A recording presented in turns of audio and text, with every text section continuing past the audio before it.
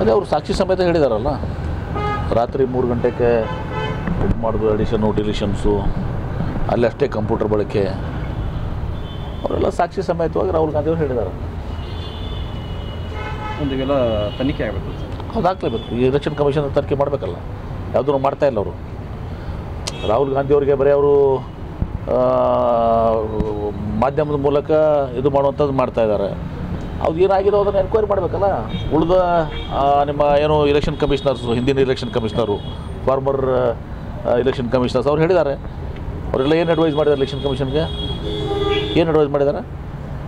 ಅದು ಅವರು ಏನು ಮಾಡಿದಾರಲ್ಲ ಅದನ್ನು ತನಿಖೆ ಮಾಡಿ ಅದಕ್ಕೆ ಇದು ಮಾಡಬೇಕು. ಅದನ್ನು ಬಿಟ್ಕೊಂಡು ನೀವು ನಮಗೆ ಅಫಿಡವಿಟ್ ಹಾಕಿ, is a member of parliament, is opposition leader of the country, the shadow prime minister.